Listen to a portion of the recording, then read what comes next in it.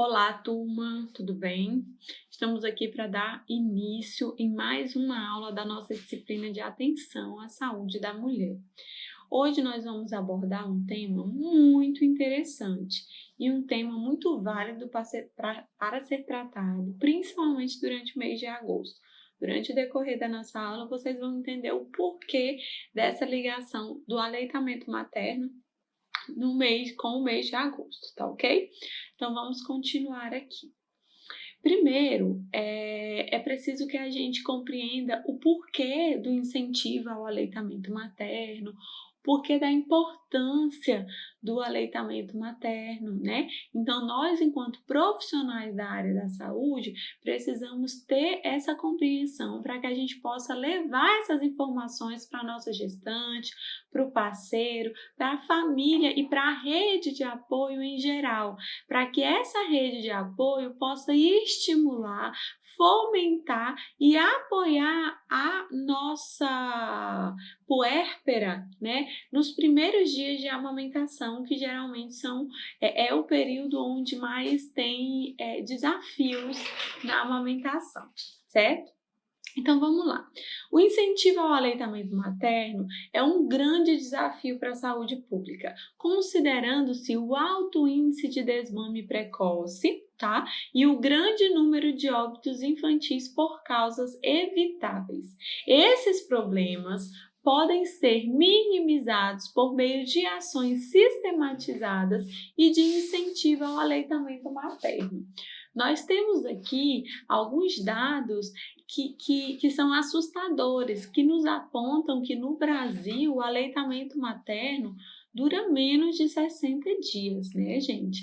Então, o que eu quis dizer para vocês? É um grande desafio da saúde pública o incentivo ao aleitamento materno.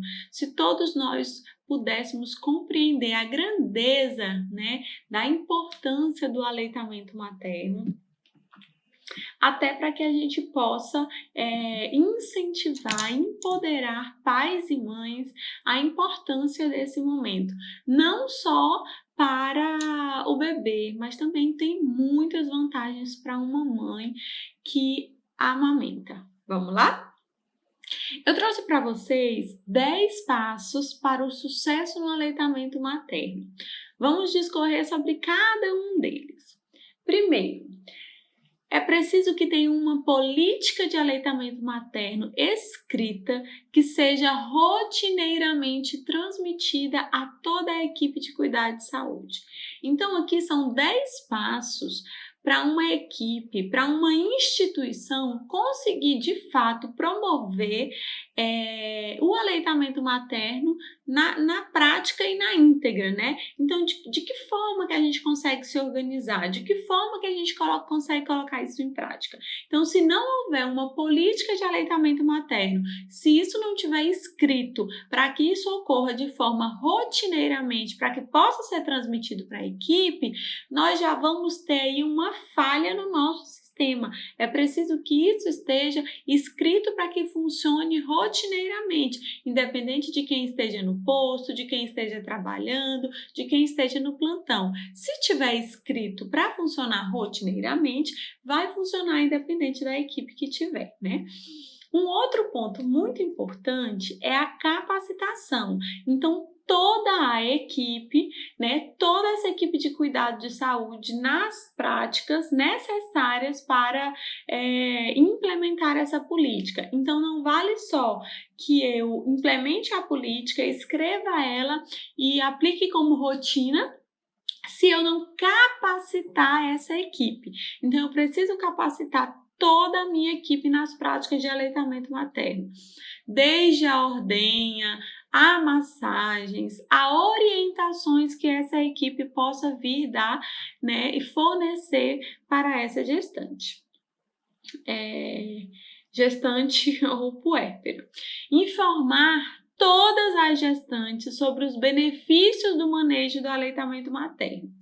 Por que aqui eu coloco como foco a gestante? é importante que a gente comece esse trabalho de promoção ao aleitamento materno ainda durante o período gravídico, né? Durante a gestação, porque esse é um trabalho educativo. Esses são um dos pontos onde, após o nascimento do bebê, essa mulher já precisa conhecer as vantagens do aleitamento materno. Ela já precisa estar preparada e empoderada para esse momento. Então, o momento da gente promover essas ações são durante a gestação, tá? Quarto ponto, né? Ajudar as mães a iniciar o aleitamento materno na primeira hora após o nascimento, conforme nova interpretação. Nós devemos fazer o quê? Colocar o bebê em contato com a pele logo após o nascimento, né? Imediatamente nasceu, esse bebê já vem para o colo da mãe. Não vai banhar, não vai vestir roupa, não vai pesar, não vai fazer vacina. Esse bebê nasceu e ele vai vir imediatamente para o colo da mãe, certo? Ele vai passar ali aproximadamente 1 hora e em seguida a gente já pode orientar a mãe, tá? E observar alguns sinais de que esse bebê ele está querendo amamentar e a gente oferece ajuda caso necessário. Geralmente os bebês eles já dão esses sinais, eles começam a procurar a mama, os bebês eles sentem o cheirinho, eles começam a se aproximar, alguns já conseguem abocanhar, outros não, mas eles ficam próximo da mama, já ficam procurando e vão dando esses sinais. Então a gente orienta a mãe, olha, seu bebê está dando sinal, e a gente inclusive auxilia nesse momento se necessário for, fazer a boquinha, né, auxiliar ali, às vezes a gente faz uma ordenha leve na mama da mãe para que saia um pouquinho do leite, né, e possa ser ofertado, e aí quando o bebê ele já sente o sabor do leite, ele já consegue abocanhar e fazer uma pega mais perfeita, ok? Vamos lá. Ainda sobre os 10 passos para uma amamentação de sucesso, quinto passo seria mostrar às mães como amamentar e como manter uma lactação, mesmo caso elas forem separadas dos filhos. Que casos poderiam ser esses? Suponhamos que esse bebê tenha necessidade de ir para a UTI.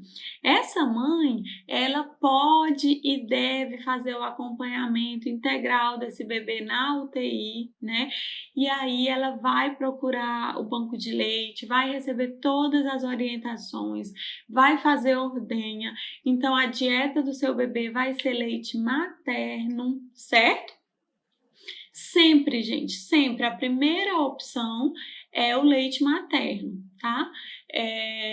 Nesse caso, nós podemos também orientar com relação à higiene da mama, com relação à higiene das mãos, para estar realizando a ordenha desse leite, certo?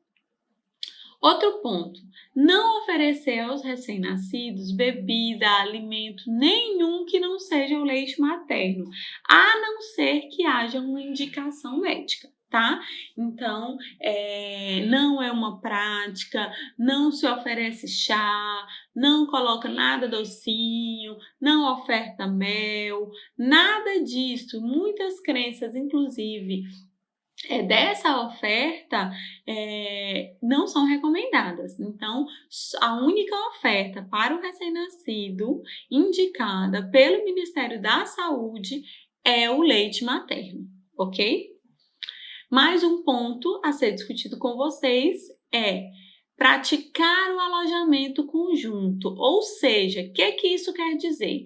Tenho que permitir que a mãe e o bebê permaneçam juntos 24 horas. Então, não existe separar mãe e bebê. A mãe fica num quarto acomodada e o bebê fica num berçário, separado, sendo cuidados pela equipe, né?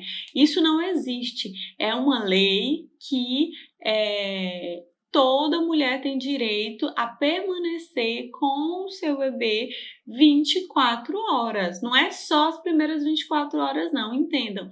Durante todo o tempo de permanência dela na maternidade, o bebê tem que estar com ela o tempo inteiro, certo?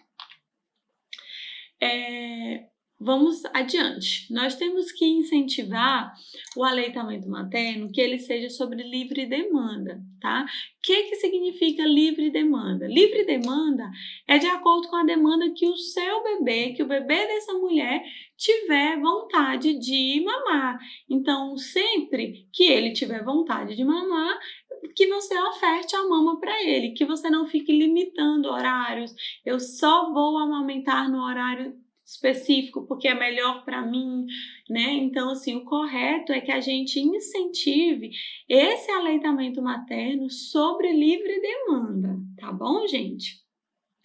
Também não devemos oferecer bicos artificiais, chupetas, nada disso nós devemos ofertar, tá? Então, não faz parte do enxoval, não há necessidade de comprar mamadeira, não há necessidade de comprar chupeta. Esses bicos artificiais não são necessários e nem recomendados. Inclusive, não existe nenhum tipo de recomendação, né, que esse tipo de oferta seja dada também dentro das maternidades. Existe essa orientação.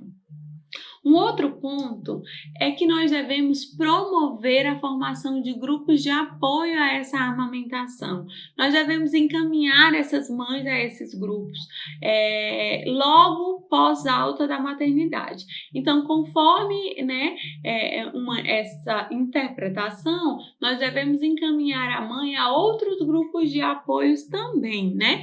Então, os grupos que nós tivermos conhecimento dentro do sistema, sendo na atenção básica, porque é preciso que exista, né, a gestação e o parto, ele gera interface entre a atenção básica, a atenção secundária e a atenção terciária. Então, a gente já vai ter o conhecimento dessas ações, dessas práticas, e aí a gente faz, logo após a alta, todas essas orientações com relação não somente a amamentação, mas também a gente pode estar indicando a participação dessa mulher em grupos de apoio, certo? Trouxe para vocês uma imagem, né, que é uma estrutura da mama, tá? Auréola, mamilo, tá? E aí, para que vocês compreendam, a gente vai estar fazendo uma atividade posterior, e aí por isso eu trouxe essa imagem para uma melhor fixação da mama, para que a gente possa utilizar isso na nossa atividade, tá? E aí, sobre a mama na gestação. Durante a gestação, a mama ela tem um crescimento bem maior, né? Então, em função dos níveis de estrogênio, que a gente estudou sobre isso na aula anterior. No entanto, existe uma ação de outros hormônios também, outros hormônios gestacionais. Eles participam de um processo de maturação mamária, progesterona, lactogênio placentário, gonadotropina, corticoides placentários, hormônios tiroidianos, paratiroidianos, corticoides suprarrenais, insulina prolactina e possivelmente o hormônio do crescimento. Então, o responsável por esse aumento da mama durante o período gestacional, como nós colocamos desde a aula passada, é o alto nível de estrogênio, né, no organismo da mulher. Porém, não se exclui também, né, a participação desses outros hormônios que eu coloquei aqui para vocês. Além disso, um outro fator importante sobre a amamentação é que para a expulsão da placenta, um processo que a gente denomina por dequitação, existe uma ação de outro hormônio gestacional paralelo, que é a ocitocina. A ocitocina ela é responsável por contrações uterinas, expulsão do feto e da placenta.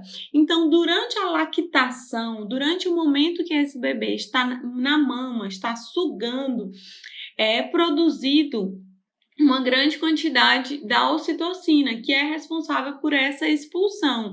Então, ela é responsável por essas contrações celulares do tecido mamário, vai favorecer a dequitação, que é a expulsão da placenta, o que a gente chama, inclusive, de nascimento da placenta, certo? Então, existem vários fatores que influenciam, principalmente na amamentação na primeira hora de vida. Olha só a importância, né? Então, a placenta, ela tem que ser expulsa de forma natural. E por que não auxiliar esse processo através de um outro processo muito natural, que é a amamentação? Então, quanto mais esse bebê está sugando, está acontecendo contração uterina, está acontecendo a expulsão dessa placenta, tudo de forma natural, certo? A ocitocina, liberada principalmente por estímulos provocados da sucção, que a gente acabou de falar para vocês, ela também disponibiliza uma resposta de estímulos condicionados. Por exemplo, a visão, o cheiro, o choro, né, dessa criança, e outros fatores emocionais, como a motivação da autoconfiança e da tranquilidade. Dor, desconforto, estresse, ansiedade, medo, insegurança, tudo isso pode ser inibido pela liberação da ocitocina, certo? Como como isso é importante, inclusive, para a gente estar prevenindo uma futura depressão pós-parto, né, gente? Aí trouxe para vocês algumas imagens do reflexo da ocitocina, né? Ajudam em alguns reflexos e inibem outros reflexos. E ainda sobre o aleitamento materno, vamos falar sobre os nutrientes do leite materno, né? Eles são de fácil digestão, faz com que o bebê mame várias vezes durante o dia. A concentração de gordura é mais elevada no fim da mamada, né? Sendo necessário, então, o esvaziamento completo de uma das mamas. Então, é preciso que esse bebê mame completo numa das mamas para poder, então, passar para outra mama. Senão, ele não vai chegar naquele leite que a gente chama de leite gorduroso. Então, vamos encerrar a primeira parte da nossa aula sobre aleitamento materno hoje, né? E vamos partir para a segunda parte, que nós vamos falar especificamente de agosto dourado. Tá ok? Até mais, gente!